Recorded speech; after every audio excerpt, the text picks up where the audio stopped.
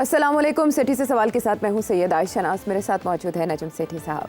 अस्सलाम वालेकुम। सेठ साहब, 100 days of this government, Shehbaz Sharif साहब 16 महीने उससे पहले भी तो थे। अच्छा, उनको काउंट करें इसमें? चीज़ तो वही है। हाँ, कंटिन्यूटी कह सकते हैं। फिर दरम्यान में थोड़ा सा केयर टेकर्स का गैप आया, वो भी सेम थिंग, सांता बांता।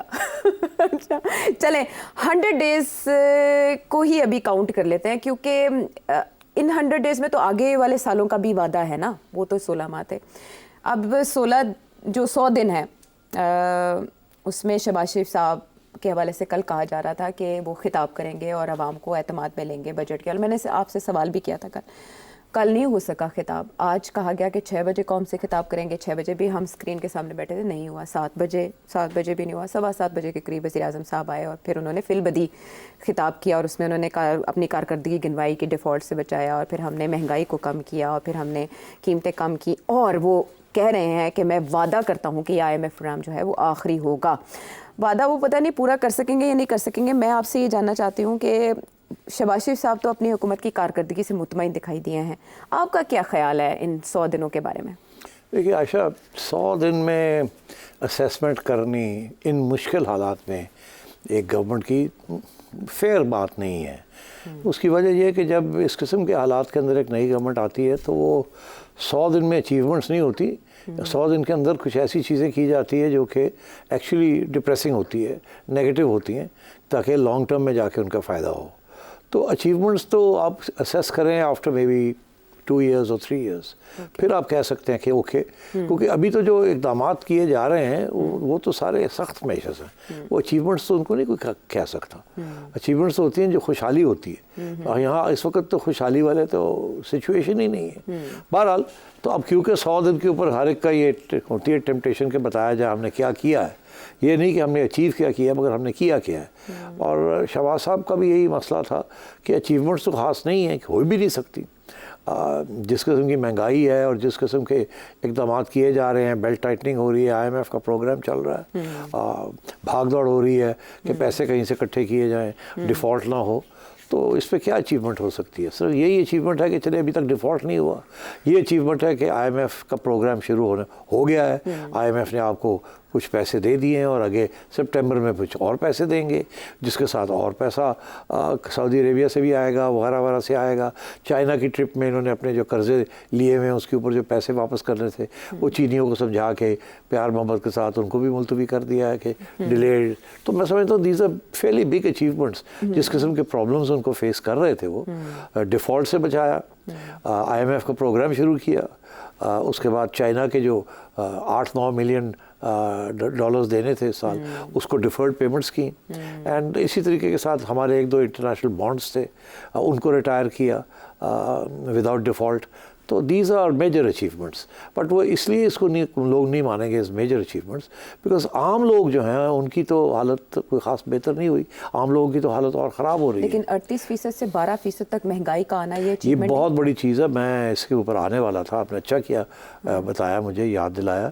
बात यह है कि इन्फ्लेशन सबसे बड़ी इशू था और डिवेल्यूएशन, ये 2 चीज़ें थी, क्योंकि डिवेल्यूएशन के साथ भी इन्फ्लेशन होती है। अच्छा, अब डिवेल्यूएशन जो है वो रुक गई, उसको मैनेज कर लिया स्टेट बैंक ने और गवर्नमेंट ने। वो अब रुपया जो है वो गिर नहीं रहा है, रुक गया।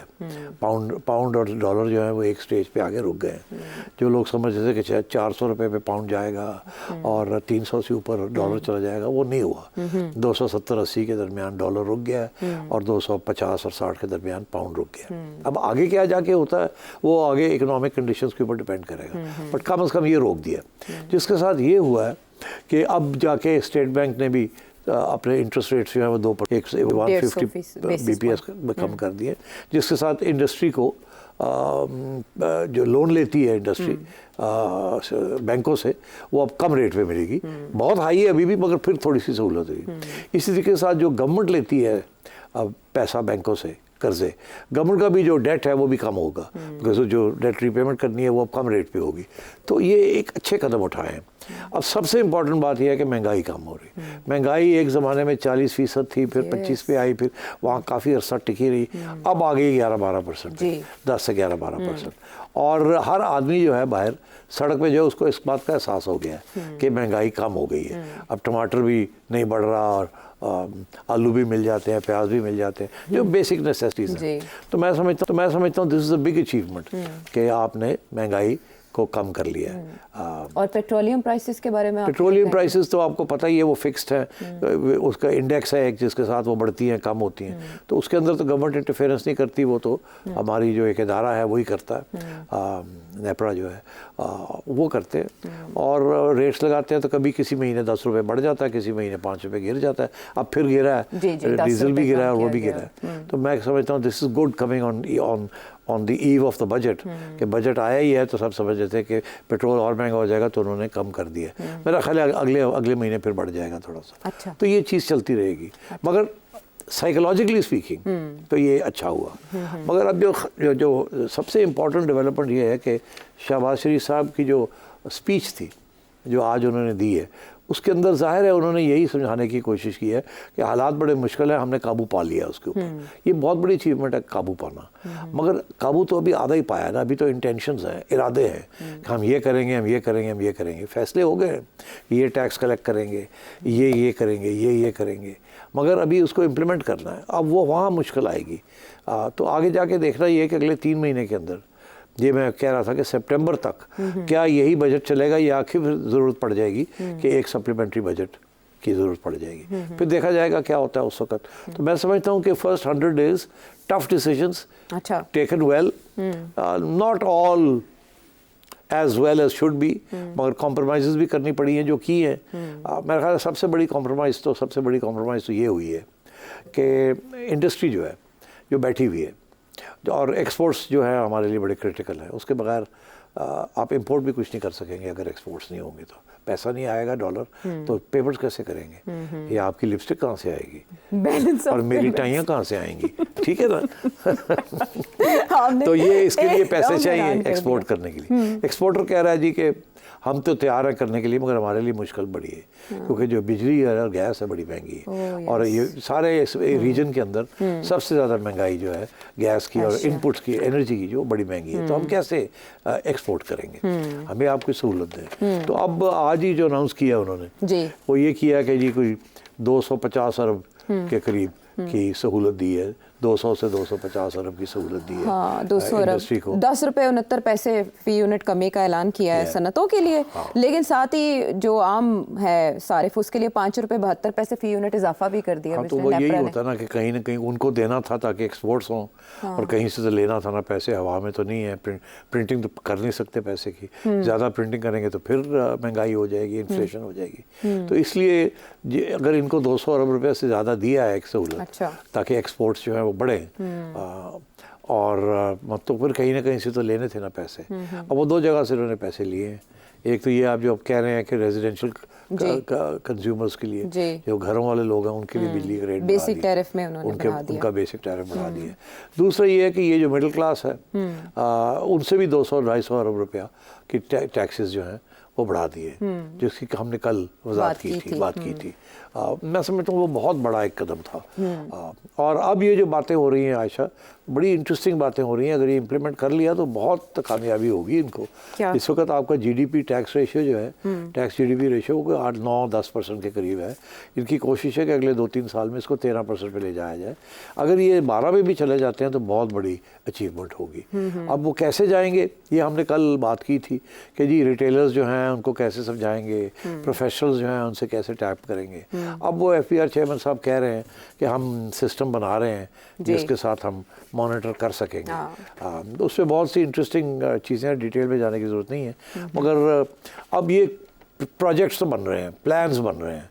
क्या इनको इम्प्लीमेंट किया जाएगा, क्या इंडस्ट्री रिटेलर ये बात मानेंगे, क्या वो तावन करेंगे, क्या वो नहीं करेंगे, फिर क्या सज़ाएं होंगी, अगर सज़ाएं नहीं होंगी तो फिर क्या स्ट्राइक्स होंगी, क्या होगा, ये अगले 3 माह में हमें पता चल जाएगा कि किस हद तक ये कामयाब होगा कि नहीं। अगले 3 माह में 1.5 माह के करीब वज़ीर आज़म ने भी कहा है कि मैं अच्छे रिजल्ट्स लेकर आऊँगा, जो इदारे बोझ हैं हम उनको ख़त्म कर देंगे, ख़जाने से बोझ हटाएंगे। उन्होंने कमेटियाँ भी कुछ किफ़ायतशारी के लिए बना दी हैं। और कल आपने स्टेशनरी की बात की थी, तो उस पर जो 10% सेल्स टैक्स है वो भी वापस लेने का फैसला जी, किया अभी गया। ये इन्फॉर्मेशन यही आ रही है। इनफैक्ट मैंने खुद पीएम साहब के साथ रब्ता किया था। अच्छा। और मैंने उनसे ये रिक्वेस्ट की थी कि ये मत कीजिए, स्टेशनरी और किताबों के ऊपर आप सेल्स टैक्स मत लगाएं। तो वो एकदम उनका रिस्पांस यही था कि बिल्कुल सही कह रहे हो कि मैं इसके ऊपर फाइनेंस मिनिस्टर से बात करता हूँ। तो फिर मेरी और भी वहाँ 1-2 सीनियर लोगों से बात हुई, तो उन्होंने कहा हम चेयरमैन FPR से रिक्वेस्ट करेंगे। और उन्होंने बताया तो आज की खबर यही है कि स्टेशनरी और किताबों के ऊपर GST जो लगा रहे थे 6 से 10%, वो शायद फैसला किया है कि नहीं लगाएंगे। तो मैं समझता हूँ कि very good development, very good news. And खुशी होती है कि अगर कोई रिस्पांस हो ना, अगर आप कोई अच्छी तजवीज़ दें और प्राइम मिनिस्टर साहब या फाइनेंस सेक्रेटरी साहब या FPR चेयरमैन साहब उसके ऊपर गौर करें कि अच्छी इंटेंशन से ये बात कही जा रही है, कोई वेस्टेड इंटरेस्ट नहीं है, जेन्युइनली ये कदम उठाना चाहिए आपको, तो रिस्पांस मिलता है तो अच्छी बात होती है। तो I am very grateful to prime minister and the finance secretary and the chairman FPR कि उन्होंने इस चीज़ को कंसिडर किया। ठीक, कंसिडरेशन में एक और बात भी आ रही है कि 2 यूट्यूबर्स हैं, उन्होंने डिस्कस किया कि शहबाज शरीफ साहब का खिताब डिले क्यों हुआ, कोई कॉन्स्पिरेसी वो उसमें ढूंढ रहे हैं कि कहीं वो गए ब्रीफिंग के लिए और फिर वहाँ पर उन्होंने कोई रिक्वेस्ट वगैरह की। और नहीं, देखिए मैं आपको बताऊं होता कैसे, एक्चुअली ये कंस्पिरेसी थ्योरीज तो बनती है ना। मैं तो गवर्नमेंट में रहा हूँ ना, तो मुझे पता है कैसे ये बात चलती है, किसके ज़रिए होती है, कहाँ क्या बात करनी होती है और कहाँ नहीं करनी होती। तो ऐसे नहीं हुआ कि ये कहीं ब्रीफिंग देने गए होंगे, मगर ये नहीं कि जी को 50 लोग बैठे हुए थे तो उनको ये ब्रीफिंग देने गए, ऐसे नहीं हुआ। ये गए होंगे बात करने के लिए और उनके 2-3 साथियों के साथ ऐसे ही हुआ होगा, या 4-5 साथी होंगे, जो कोर कमेटी है या कोर किचन कैबिनेट है आर्मी चीफ साहब की, तो उनके साथ डिस्कस करने गए होंगे कुछ इश्यूज़, जो कि ये होता रहता है आजकल की हाइब्रिड गवर्नमेंट के अंदर, तो ये होता है, मिलके चलना। इमरान खान भी करता था जी, अब शहबाज साहब भी कर रहे हैं। तो मेरा ख्याल है कि वहाँ मोटी मोटी बात करने गए होंगे। अच्छा। अब मुझे नहीं पता एग्जैक्टली बात क्या हुई, मगर कुछ भी लोग जो है वो कह रहे हैं कि उसमें एक्नेक की बात हुई। एक्नेक इज़ दी कमेटी जो प्लानिंग कमीशन जब प्रोजेक्ट के ऊपर प्रोजेक्ट बनाती है तो वो इस कमेटी के पास चला जाता है, economic coordination committee of the cabinet. वो फिर वहाँ फैसला करती है कि ये जो प्रोजेक्ट की जो रिपोर्ट बनाई है प्लानिंग कमीशन ने, इसके ये रियलिस्टिक है नहीं रियलिस्टिक है, इसकी ज़रूरत है इस प्रोजेक्ट की या नहीं ज़रूरत। और क्योंकि ये गवर्नमेंट जो है ये, और ये मियाँ नवाज शरीफ साहब का फ़लसफ़ा है जो कि शहबाज साहब ने अपनाया है, वो ये है कि हमने डेवलपमेंट करनी है और वो पब्लिक सेक्टर डेवलपमेंट प्रोग्राम जो है उनको चलाना है। कल के प्रोग्राम में मैंने आपसे कहा था कि देखिए इसमें जो सबसे बड़ा कॉन्ट्रडिक्शन यही है कि एक तरफ आप कह रहे हैं कि हमने बेल्ट टाइटनिंग करनी है, खर्चे कम करने हैं, दूसरी तरफ आप PSDP जो है उसको आप बढ़ा रहे हैं। तो अब ये दोनों में तजाद है, एक इधर जाता है दूसरे इधर जाता है। तो आप PSDP जो है उसको 1 साल के लिए रोक देते और ताकि वो पैसे बच जाते और वो पैसे आप दूसरी चीज़ों पर खर्च करते, टैक्सेस ना इतने बढ़ाते आप फॉर एग्ज़ाम्पल, मगर नहीं टैक्सेस बढ़ा के अब वो भी PSDP भी करना है। तो उसके लिए एक्नेक की बड़ी ज़रूरत होती है। अगर एक्नेक अप्रूव कर देती है कोई प्रोजेक्ट, अच्छा, तो फिर कैबिनेट जो है वो ओके कर देती है। अगर वो एक्नेक पे रुक जाती है कोई चीज़, फंडिंग या कि ये प्रोजेक्ट करना चाहिए या नहीं करना चाहिए, तो फिर आगे कैबिनेट जो है वो फैसला नहीं कर पाती। अब ये इस हुकूमत का ये फैसला था कि एक्नेक को हमने ऐसे बनाना है कि जो वादे हम करके आए चाइनीज़ के साथ, अच्छा, स्पेशली चाइनीज़ के साथ, अच्छा, उनको अब इम्प्लीमेंट करना है। चाइनीज़ के साथ 2 बातें पक्की हुई हैं। एक ये कि जी वो रेलवे लाइन बननी है कराची से पेशावर तक, 3-4 साल लग जाएंगे, मगर पहले साल की एलोकेशंस करनी है उसके लिए। It's nearly $7 million project, billion अब 7 बिलियन। और दूसरा ये कि वो जो काराकोरम हाईवे में कोई 550 किलोमीटर की एक हाईवे बनाना है वहाँ, वो भी चाइनीज़ प्रोजेक्ट है। अच्छा। From KP to Gilgit Baltistan, हमने बात की थी जी बिल्कुल। तो ये 2 प्रोजेक्ट्स ओके करने हैं। अब ये प्लानिंग कमीशन ने तो बनाई हुई है अपनी रिपोर्ट्स, और शेख रशीद साहब के ज़माने की बनी हुई है, आपको याद होगा, खान साहब ने रोक दिया था। चाइनीज़ बड़े कीन थे कि इनको करना है। अब शहबाज साहब बात करके आए हैं वहाँ कि हम ये करते हैं, मगर हमारे जो हमने आपके पैसे जो देने हैं हाँ। वो थोड़े सा ज़रा रीशेड्यूल कर दे, उसको आगे कर दे और ये हम प्रोजेक्ट शुरू कर लेते हैं। तो चाइनीज़ को उन्होंने मना लिए। अब ये नहीं, वो नहीं चाहते कि एक्नेक के अंदर आके तो कोई फड्डा पड़ जाए। अच्छा, अब फड्डा कौन डाल सकता है एक्नेक के अंदर? कौन? ये इश्यू है ना कि अगर फड्डा पड़ना है तो फिर एक्नेक को कंट्रोल करना है। तो इसलिए प्राइम मिनिस्टर साहब ने ये फैसला किया है कि फाइनेंस मिनिस्टर साहब को अब एक्नेक का हेड नहीं बनाया जाएगा, वो खुद बनेंगे और साथ अपने वो इसाक डार साहब को रखेंगे कि ताकि अगर वो मीटिंग को चेयर ना कर सकें तो इसाक डार साहब चेयर करें एज डेप्यूटी प्राइम मिनिस्टर। तो उनको साथ ले गए वो। अच्छा। तो मेरा ख्याल है ये भी बात की होगी वहाँ कि जी वो हम एक्नेक भी चेंज कर रहे हैं। क्यों की होगी वहाँ? इसलिए कि फाइनेंस मिनिस्टर जो है वो हाँ, अच्छा। और वो इसलिए ताकि वो चाहते हैं कि एक upright honest man of integrity character और जो कि अग्री किया है IMF के साथ जो प्रोग्राम उसको चलाए और कोई लचक ना दिखाए। पॉलिटिकल मोटिव्स भी ना हो उसके। सियासतदानों के पॉलिटिकल मोटिव्स होते हैं। तो अब अगर फाइनेंस मिनिस्टर साहब इसको चेयर करते तो हो सकता है वो रुकावटें कुछ अड़ाते उसके अंदर कि यार ये क्यों है, ऐसे है कि ऐसे क्यों नहीं है। अच्छा। इसको ऐसे करो, इसको ऐसे करो ताकि पैसे बच जाए। ठीक, क्योंकि उन्होंने तो बजट को बनाना ना। इनका सियासतदानों का ये है कि काम करना है। हम चाइना के साथ भी वादा करके आए, वैसे भी एम्प्लॉयमेंट होती है, सड़कें वड़कें बनाने में तो नून लीग माहिर है ना। वो तो मास्टर है, रेलवे लाइन बना दी, सड़कें बना दी, अंडरपास बना दिए, मोटरवे बना दिए, ये तो उनका एजेंडा आइटम है। और वहाँ फिर आपको पता है कि तरक्की भी होती है, पैसे भी बनते हैं लोगों के इधर उधर। बिल्कुल, सबकी तरक्की होती है। तो मेरा ख्याल है वहाँ फिर उन्होंने कहा कि ये ना हो कि औरंगजेब साहब ये कहें कि ये है वो है, और उससे कुछ बैकग्राउंड भी है जो मुझे पता चली। देखिए एक्नेक के शायद खाका नवासी साहब भी जब प्राइम मिनिस्टर थे तो वो भी बन गए थे हेड ऑफ एक्नेक। तो ये ऐसी बात नहीं है कि पहली दफ़ा हो रहा है। दूसरी बात ये है कि जो डेवलपमेंट स्कीम्स प्लानिंग कमीशन की तरफ से आई हैं, पहले वो उन्होंने 1.5 ट्रिलियन रुपीज़ की स्कीम्स दी जो कि अप्रूवल थी विद प्राइम मिनिस्टर। तो मेरे ख्याल औरंगजेब साहब ने उसको काट के 1 ट्रिलियन कर दिया था। अच्छा। उस वक्त ये हेड थे। तो जब ये डेवलपमेंट हो रही थी तो अब मेरा ख्याल है वो कॉम्प्रोमाइज़ 1.4 ट्रिलियन पे हुई है। अच्छा। तो इस किस्म की कुछ मानी तो फिर शिवाशी साहब की गई। तो फिर वो ऐसे ही है, पर अब किया जाता है और क्या किया जाए। तो मेरा ख्याल है ये अपने हाथ में कंट्रोल में रखना चाहते हैं एक्नेक को। अच्छा। ताकि आगे कैबिनेट के अंदर कोई फटे शटे ना पड़े, सीधी सीधी हो जाए और मोड़ लग जाए और खत्म। और इसाक डार साहब का शामिल होना कहीं नवाज शरीफ साहब के ये मैंने अभी आपसे कहा ना कि ये तो नून लीग ओब्लिक नवाज शरीफ साहब का एजेंडा है ना। ये हमेशा वो यही करते हैं और शहबाज साहब भी फॉलो करते हैं। चले तो मरियम भी यहाँ इस साल तो नहीं, शायद अगले साल ये फॉलो करे, मगर इस साल इन्होंने ज़्यादा इंफ्रास्ट्रक्चर पे नहीं जोर दिया, वो और हेल्थ चीज़ों के ऊपर और एजुकेशन के ऊपर कर रहे हैं। अब मैं आपको बताऊँ कहानी एक बड़ी इंटरेस्टिंग। टाइम है ब्रेक में 1 और 2 मिनट। ये जो है ना एक्नेक का कंट्रोल लेना, ये ऐसे ही है जैसे कि सिपेक का कंट्रोल लेना था।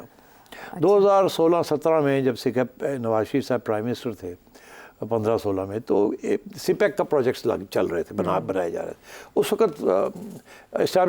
वक्त की इस्टेब्लिशमेंट की तरफ से रिक्वेस्ट आई कि सिपेक का जो सेक्रेटेरिएट है वो हमें दे दिया जाए। इसका जिक्र पहले भी मैंने किया। अथॉरिटी बनाई गई और नवाज शरीफ साहब ने कहा नहीं है, सिविलियन कंट्रोल में होगा।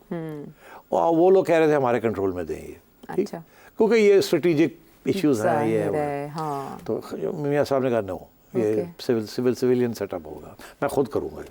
तो इसके ऊपर फटा पड़ा था। अच्छा। अब बात यह है कि ये बातें कैसे होती हैं क्लियर। ये ऐसे नहीं होती कि आप जाते हैं वहाँ 8 लोग बैठे हुए होते हैं और आप प्राइम मिनिस्टर ऑफ पाकिस्तान उनको रिक्वेस्ट करता है कि अगर आप इजाज़त दें तो हम ये करना चाहते हैं। ऐसे नहीं होता। ऐसे ब्रीफिंग ही होती है कि ये हम वादा करके आए, ये करके आए, ये करके आए, ये करके आए, और हमारा ये ख्याल है कि अब हमें इसको इस तरीके से चलाना है हमने। तो उससे मेरी ये तजवीज़ होगी टू द कैबिनेट कि जी एक्नेक जो है वो मैं खुद चेयर करूं और मैं इसाक डार साहब को लेके चलूं। ठीक है। तो जब इस तरीके से when you put it like this, तो आगे से फिर कोई कुछ नहीं कहता, सारे करके ऐसे करते। ठीक। तो ये इजाज़त नहीं लेनी होती, ये इन्फॉर्म करना होता है इन अ पर्टिकुलर वे। आम तौर पे जो कम्युनिकेशन होती है बिटवीन द आर्मी चीफ या army officials and prime minister secretariat, वो मिलिट्री सेक्रेटरी के ज़रिए होती है। मिलिट्री सेक्रेटरी को बुलाया जाता है, कह रहे ये मैसेज कन्वे कर दो, फीडबैक ले लो। वो फिर अपने काउंटर पार्ट को फ़ोन करते हैं, वो आगे पूछता है। अच्छा। फिर वो बताते हैं, तो ताकि शर्मिंदगी किसी को ना हो, ना हो, हाँ ना हो तरीके से ये सारा मामला हो जाए। अब वो मिलिट्री सेक्रेटरी को कहा जाता है कि जी हम ये समझते हैं, तो ज़रा आप देख लेना कि ठीक है ना, प्रॉब्लम तो नहीं होगी ना, चेक कर ले ज़रा। वो फिर चेक करते हैं, फिर कहते हैं कि सर हाँ वो ठीक है, कोई इशू नहीं है, मगर मेरा ख्याल है वहाँ है इस किस्म की सोच है कि अगर आप ऐसे कर लें तो ऐसे कर, तो you convey messages indirectly, you never talk directly, because directly अगर ना हाँ हो जाए तो it's an insult and constitutional issues भी बन जाते हैं। So communication is very sensitive and it's done in a particular way. तो ये जो लॉगर्स कह रहे हैं कि जी वो गए वहाँ, उनसे इजाज़त ली, ब्रीफिंग दी, ऐसे नहीं होता। तरीके से ये काम होता है। शहबाज शरीफ साहब तो इस आर्ट के मास्टर हैं वैसे भी ना। नहीं वो खैर I am not sure about that, but आपने औरंगजेब साहब की बात की कि उनको उन्होंने पॉइंट किया, तो मेरा दूसरा सवाल यही था लेकिन मैंने आपसे पूछा नहीं। क्या वो क्या था? कि सरबराही चाहे शहबाज शरीफ साहब के पास हो या औरंगजेब साहब। यार ये शरारती वाली बातें मत किया करो। चले हम चलाने की कोशिश कर रहे हैं मुल्क को और आप ये शरारती बातें कर रहे हैं। नहीं नहीं बिल्कुल ऐसी कोई नीयत नहीं है मुल्क की मफाद में। मैं अपनी शरारत को यहीं रोक के ब्रेक के बाद वापस आके एक शरारत करूंगी। ब्रेक के बाद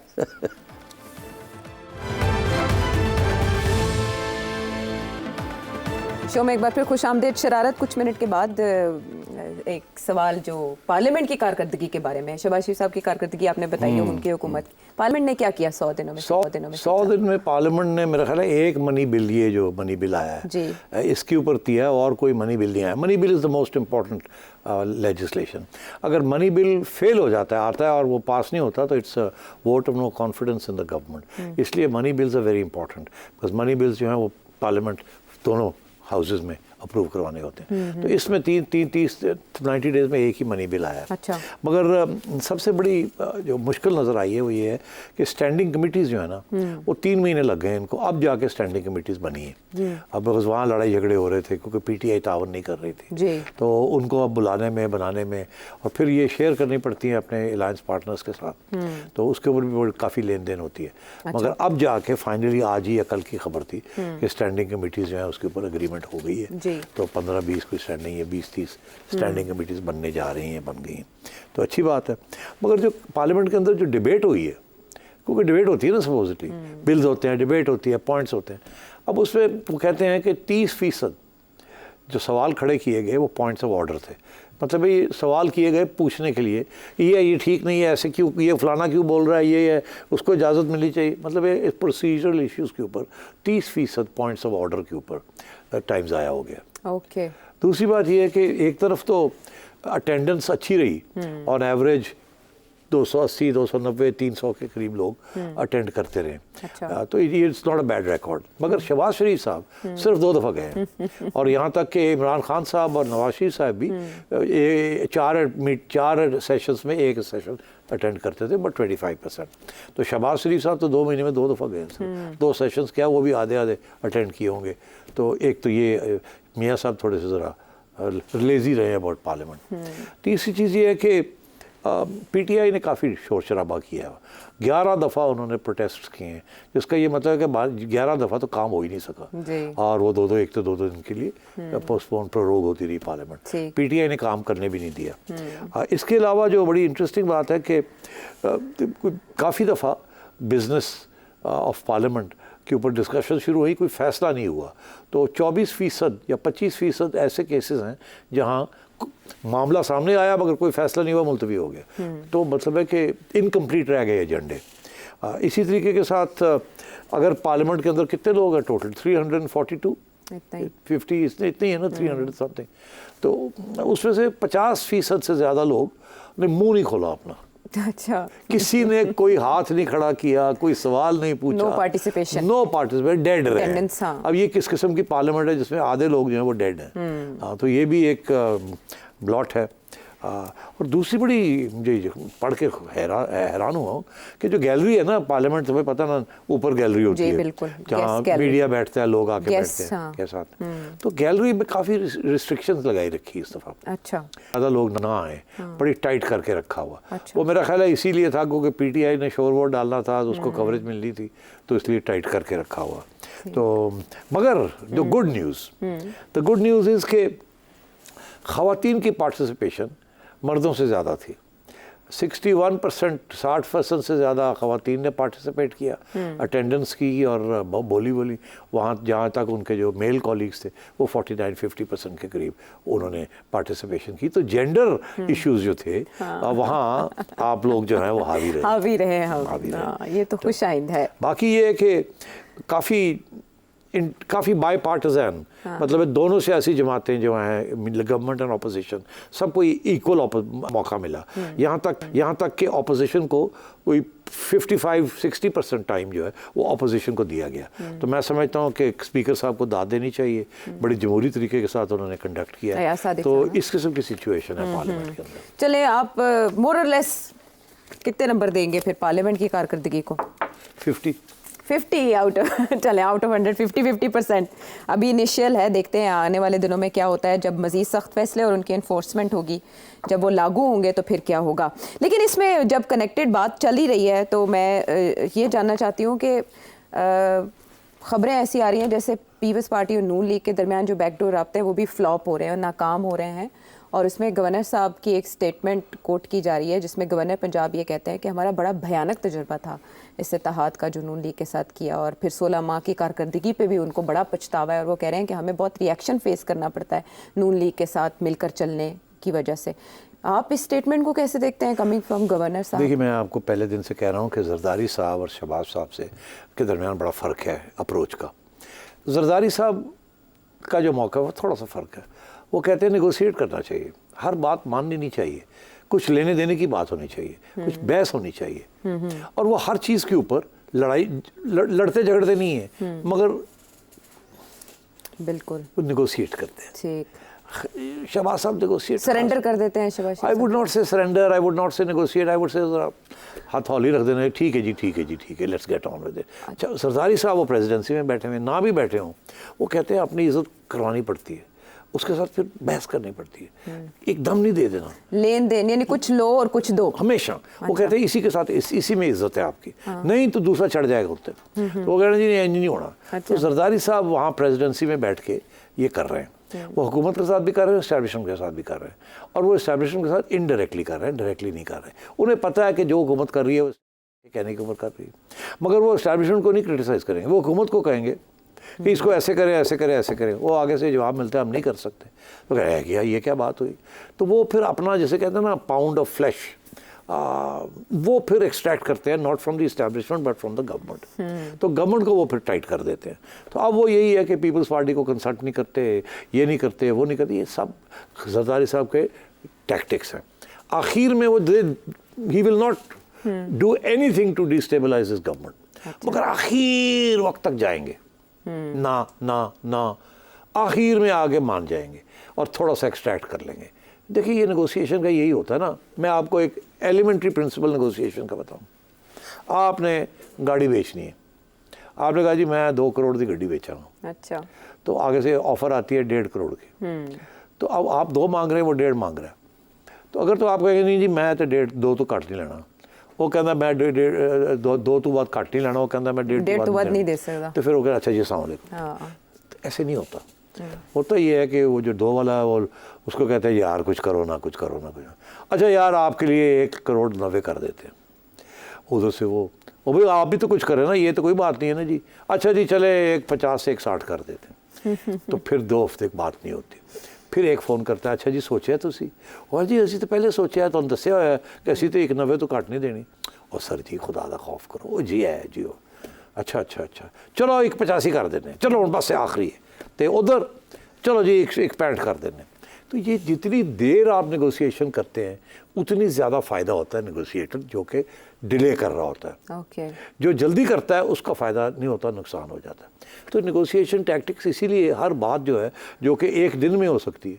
अगर मैं आपसे कहूँ आयशा यार 2 मंगना पे तो 1.75 तो डन कर देने, अद्धा तू कर दे अद्धा मैं, तू अद्धा तू उत्ते आते अद्धा मैं हुआ, तो एंड में 2 महीने के बाद आना वही है, मगर लड़ झगड़ के आना है। यहाँ तो दोस्ती सुलह में आयशा समझेगी पता नहीं मैंने सही किया है, इन्हें करा लिया जल्दी जल्दी मेरे को, मैं कहूँगा पता नहीं आयशा ने चाम लगा के मेरे को जल्दी करा लिया, एक ही चक्कर है। तो वो जब आप लड़ के कुछ लेते हैं तो फिर वो यू फील कि यार मैं बड़ा ठीक ठाक डील की है। अगर जल्दी डील हो जाए तो दोनों साइड सब समझती हैं कि यार गड़बड़ होगी, वो ज़्यादा अच्छी डील ले गया। तो जरदारी साहब का ये फ़लसफ़ा है कि पहले हाँ करनी नहीं है, ठीक, अपना डिमांड जो है वो ठक ठक ठक ठक। तो जरदारी साहब बिलावल जो है वो बिल्कुल ऐसी बात नहीं है कि वो अलग अलग गेम खेल रहे हैं, दे पार्ट ऑफ द सेम, मगर बड़ी अच्छी वो अपनी तरफ से खेल रहे हैं और सरदारी साहब भी गेम खेलते हैं इस तरीके के साथ। उनके दो ऑब्जेक्टिव्स हैं। एक उनका ऑब्जेक्टिव है कि अगले राउंड में बिलावल को भेजना ऊपर जी, और दूसरा ऑब्जेक्टिव ये है कि इस्टेब्लिशमेंट को जफ्फी पा के बहना है मगर लड़ाई नहीं करनी। लड़ाई नहीं करनी, लम्हा भी नहीं पै जाना मगर नेड़े रहना। ठीक, तो वो ही प्लेज ब्रेन गेम्स। तो वो अब कर रहे हैं। अब ये अच्छा। गवर्नर साहब बेचारे, इनको लगाया इसी वास्ते कि वो जरदारी साहब जो कहेंगे, ये बिलावल जो कहेगा वो वैसे ही होगा। हाँ। और ये नून लीग को लताड़ रहे हैं लेकिन बात उधर जा रही है। बात सारी उधर, उनको कहा गया कि लताड़ो, वो लताड़ रहे हैं। अब मैं गवर्नर साहब से एक सवाल पूछना चाहता हूँ हाँ। कि आप बड़ी शोर डाला हुआ कि आप प्रेस के हक में थे, आप तो ये बिल पास ही नहीं करना चाहते थे। चले मैं आप पर यकीन करता हूँ कि आप जेन्युइनली नहीं ये चाहते थे, बिकॉज एक्चुअली पीपल्स पार्टी का रिकॉर्ड यही है कि मीडिया की आज़ादी के लिए पीपल्स पार्टी ने कभी क्रैक डाउन नहीं किया। This is the best part of the Peoples Party. वो कड़वा घुड़ करके गाली खा लेते हैं, ठीक, मगर मीडिया का क्रैक डाउन नहीं करते वो, ठीक है। ये मोहतरमा ने पहले दिन से ये पॉलिसी इख्तियार बना की के थी। रखे थे। अच्छा, तो अब बात ये है कि ये जो बिल पास हुआ है पंजाब में, अगर गवर्नर साहब इतने ही कंसर्न थे कि इसको नहीं होना चाहिए तो बिल वापस कर देते। बिल लेके क्यों बैठे रहे? अगर ये बिल वापस कर देते तो फिर ये बिल वापस जाता गवर्नर के पास आफ्टर अमेंडमेंट्स, तो उस वक्त फिर एक दो दफ़ा वापस कर सकते हैं, उसके ऊपर फिर लेन देन हो सकती थी। साहब ने बिल वापस नहीं किया, उठ के दुबई चले गए और वो आए और उन्होंने आके पीछे से ठक कर दिया एक दिन के अंदर। और गवर्नर साहब अब रो रहे हैं कि ये क्या हुआ, ये क्या हुआ। आई एम सॉरी, ये डोंट बाय दैट। हाँ, तो उनका ये पॉलिटिक्स ऐसे ही होती है। तो हमने समझी पॉलिटिक्स की स्कीम्स। खेल में क्या चल रहा है, ब्रेक के बाद आके बात करते हैं।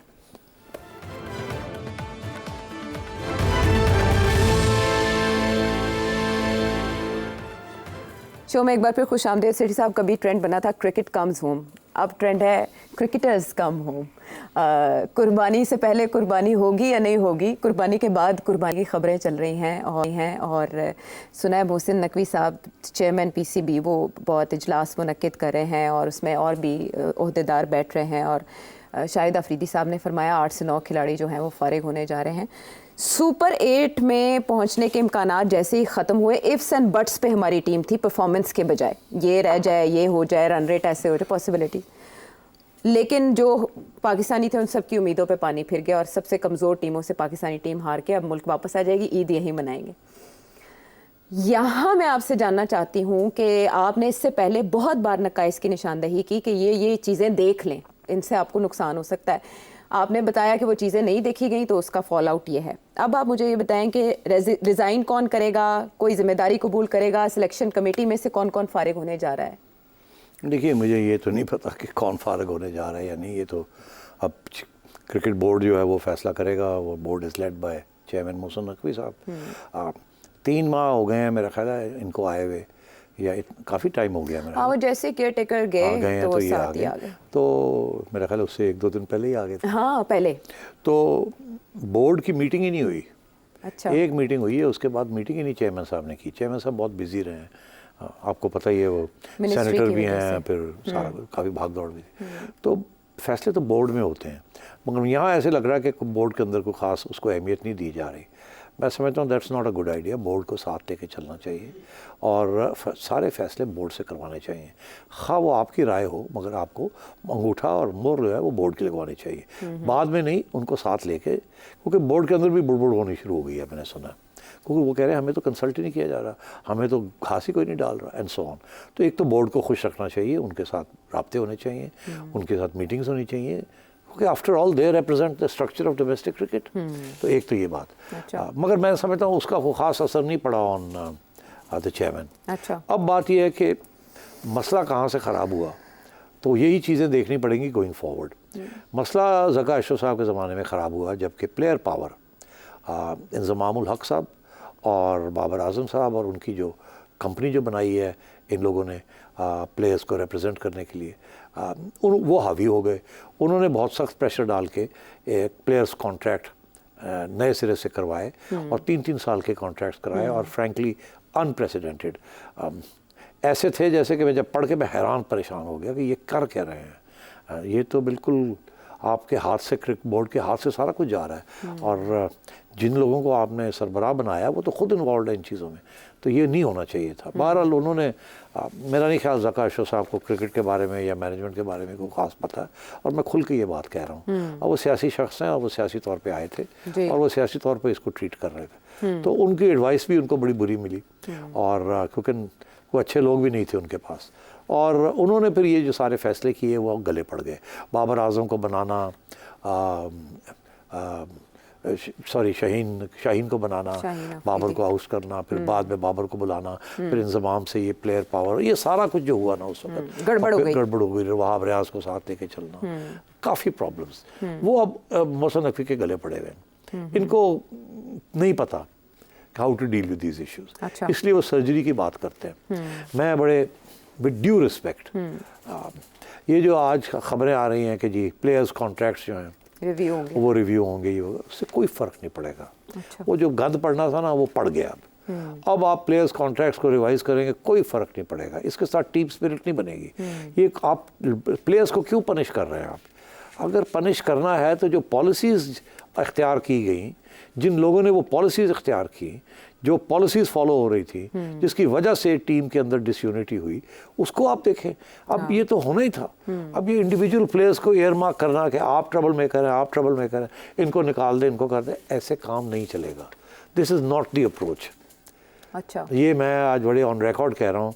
अभी सारी दुनिया में पाकिस्तान के अंदर डिमांड है बाबर को निकाल दो, फलाने को एक्स कर दो। कोई कहता है चेयरमैन की छुट्टी कराओ, कोई कहता है चेयरमैन रिजाइन करे, कोई कहता है बाबर को निकालो, कोई कहता है शाहीन को डालो, कोई कहता है जी अद्धी टीम को फारग कर दे, कोई कहता है इनके प्लेयर कॉन्ट्रैक्ट कर दे। I don't agree with any of this.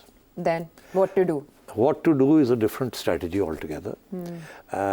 Time बहुत थोड़ा है। हाँ बिल्कुल, ख़त्म प्रोग्राम का टाइम है। तो मैं ये समझता हूँ कि इनको ज़रा सोचना चाहिए कि स्ट्रेटजी क्या है, टीम कैसे बनानी है, आगे कैसे जाना है। कैप्टन का इशू रिजॉल्व हो जाएगा, it's not a big issue, believe me. Coaches का issue is a very big issue, very big issue. Coaches का आप मसला हल कर लेना तो कोचेस संभाल लेते हैं टीम को। और जो आपने फ्रेंकली जो कोचेस आपने लगाए हुए हैं, that is the wrong approach to coaching in cricket. इसीलिए it was a wrong approach कि आपने काकुल भेज दिया फिजिकल ट्रेनिंग के लिए। It's a wrong approach. All this has to be done within the parameters of the game of cricket. Trainers हैं, physical fitness coaches हैं, special exercises हैं, special routines हैं, डाइट्स हैं। It's a full fledge science. ऐ नहीं है कि जी tour के उत्ते जाके रेस्टोरेंट पराठे खाने शुरू कर दियो और फिर डकार मारने शुरू कर दियो, ये नहीं है। अच्छा, और ये पाकिस्तानी कोचेस जो हैं they are not up to it, and I must tell you. तो एक तो ये कि कोच स्ट्रेटजी, दूसरी ये स्ट्रेटजी कि मोहसिन नकवी साहब अगर चेयरमैन रहना चाहते हैं तो उन्हें सोचना चाहिए कि जब टीम हारती है इस तरीके के साथ तो फिर चेयरमैन के ऊपर बड़ा प्रेशर आता है। मैं आपको एक एग्जांपल देता हूँ। वो ये कि 2016 में वो एशिया कप हो रहा था और उस वक्त बांग्लादेश की टीम इतनी स्ट्रांग नहीं थी। अब तो ठीक ठाक टीम हो गई है, 10 साल 8-9 साल हो गए। तो उस वक्त हमारी टीम गई वहाँ ढाका खेलने के लिए और वहाँ जाके हार गई जी। और हार के गई, फाइनल तक नहीं पहुंच सकी, सेमीफाइनल में हार। तो उस वक्त चेयरमैन पीसीबी शहरयार खान साहब थे। अच्छा, मैं भी I was on the board but I was not in power. Chairman साहब पावर में थे। तो मुझे याद है कि जब ये हारे तो टीम वापस आ रही थी तो मुझे फ़ोन आया शहरयार खान साहब का। अच्छा। अल्लाह ने जन्नत नसीब करे। तो मैं गया, बड़े परेशान थे। He was a thorough gentleman. मुझे कहने लगे नजम यू टेक ओवर। मैं क्या? कहने लगे, मैं एग्जीक्यूटिव कमेटी का हेड था। मुझे कहने लगे मैं रिज़ाइन करना चाहता हूँ और तुम टेक ओवर कर लो। तो मैंने कहा, उनको हम मियाँ कहते थे, मियाँ क्या हो गया? कि नहीं देखे ना वो टीम हार गई है और मुझे पता चला है कि प्राइम मिनिस्टर साहब परेशान है। अच्छा। मैंने कहा अच्छा? कहने लगे हाँ मुझे इत्ला मिली है कि MNAs MPAs शोर पड़ा है कि PCB में क्या हुआ और नवाज शरीफ साहब थोड़े से नाराज़ हैं हमसे। अच्छा। तो मैं अपना रेजिग्नेशन मैंने लिख लिया। अच्छा, फिर आपने क्या कहा? मैंने कहा दिखाएं। अच्छा। मैंने पढ़ा। मैंने कहा मियाँ आप इसको अभी ना भेजें। ओके। मुझे मौका दें, मैं प्राइम मिनिस्टर से बात करता हूँ। ओके। मेरा नहीं ख्याल कि आपको रिज़ाइन करना चाहिए। फिर कहने लगे it is the only honourable thing to do. ये जो था ना ऑनरेबल थिंग टू डू, मैं बड़ा मुतासर हुआ उस चीज़ से इखलाकी और मैंने याद रखा कि what is the honourable thing to do. The honourable thing to do is कि even if you are not directly responsible, even if you are indirectly responsible, if as the captain अगर जहाज़ गिर रहा है, नीचे जा रहा है, तो पहले आप नीचे जाएं। ये एक पुराना मुहावरा है कि going down with the ship. Captain जो है जब जहाज़ सिंक कर रहा होता है तो कैप्टन पहले कहता है कि आई विल गो, ठीक। तो और या ये कि सब लोगों को पहले किश्तियों में डाल दें और मैं बैठा हुआ हूँ, जब जहाज़ जाएगा तो मैं भी साथ डूब जाऊँ। तो captain always goes down first. तो शेरियार साहब का ये मसला था कि उन्होंने कहा मैं स्टेप डाउन करता हूँ। मैंने फिर मियां नवाज शरीफ साहब को कहा कि इनकी बहुत खिदमात हैं पाकिस्तान के लिए, फर्स्ट एज फॉरेन सेक्रेटरी, पहले भी ये चेयरमैन रहे हैं क्रिकेट बोर्ड के, is an honest decent good man, तो इनको आप ऐसे मत जाने दें। तो फिर इन्होंने मुझे कहा कि उनको कहें ठीक है। तो फिर मैंने शेरियार साहब से कहा कि आप टाइम मांग लें और अच्छा, आप ये ना कहें कि आप आज जा रहे हैं, आप कहें कि मैं आईसीसी की मीटिंग्स हैं वो अटेंड करके तो उसके बाद मैं नहीं रहना चाहता, दिलासा दे दें थोड़ा सा। हाँ। तो मैंने कहा आपका भी ऑनर हो जाएगा, तो पीएम भी कह सकेंगे कि मैंने कोई ना कोई एक्शन तो लिया है। ठीक है। तो मतलब ये है कि तो वो मैंने हमेशा याद था। तो जब इमरान खान साहब आए तो आई रिजाइंड, मैंने कहा कि इनसे मैं काम नहीं कर सकता। चले, ये अच्छी मिसाल दे दी। अभी भी जब मैं 6 महीने के लिए आया तो उस वक्त पीपल्स पार्टी चाहती थी कि वो अपना ज़का अशरफ साहब को लाएं। बिल्कुल, और ये जब खींचातानी चली तो आपकी तरफ से मैंने कहा कि रज़ाकाराना तौर पे इस्तीफा आ गया था। ठीक है, मैं रास्ते से हट जाता। आपको समझ आना चाहिए कि आप चीज़ जो है तो वो उसको उस तरह नहीं देख पाएंगे, क्या संभाल आगे नहीं चेयरमैन पाएंगे। साहब करते हैं, that's up to him, but मैं ये समझता हूँ कि we need some experienced people running PCB। कोई इतने मुश्किल हालात नहीं है, ये सारी रिवाइवल हो सकती है, मगर your approach has to be different. ये प्लेयर्स कॉन्ट्रैक्ट्स को कैंसिल करना, ये करना, वो करना। मैं आपको जाते जाते एक बात कह दूं, कनाडा एंड अमेरिका लोग मरते हैं वहाँ जाने के लिए, इमिग्रेशन लेने के लिए, ऐसे ही है ना जी? बिल्कुल। वहाँ क्रिकेट नहीं होती थी, ठीक, अब क्रिकेट शुरू हो गई है, तो ऑप्शंस भी सबके लिए। अब आपके क्रिकेटर्स के लिए क्या, दुनिया के क्रिकेटर्स के लिए जो कि थर्ड वर्ल्ड से, जहाँ उन्हें इज्जत नहीं दी जाती या उतने पैसे नहीं बनते, वो अगर आप चाहेंगे तो वो कनेडियन या American citizenship on the basis of cricket ले सकेंगे। और अभी खबरें आनी शुरू हो गई हैं कि जो लोग जिनके ऊपर ये तलवार चलाना चाह रहे हैं या वो ऑलरेडी वकीलों के साथ राब्ते में है और इस ऑप्शन पे गौर करें कि वापस ना ही आना पड़े और वहीं नहीं, अगर आ गए मगर चले जाएंगे, दोबारा चले जाएंगे। और यहाँ जो इनसिक्योरिटी होती है, जो इसलिए इनसिक्योरिटी भी होती है और कोई पॉलिसीज भी नहीं पता चलता क्या, और फेवरेटिज्म चेंज भी हो जाती है। तो मेरा ख्याल है कि इनको चेयरमैन साहब को और पीसीबी को बड़े सोच समझ के करना चाहिए जो काम करना है, नहीं तो और प्रॉब्लम। चलें देखते हैं, ईद गुजरते हैं उसके बाद फैसले आते हैं, उसी से पता चलेगा कि डायरेक्शन क्या है पीसीबी के। अगले प्रोग्राम तक के लिए इजाजत दें।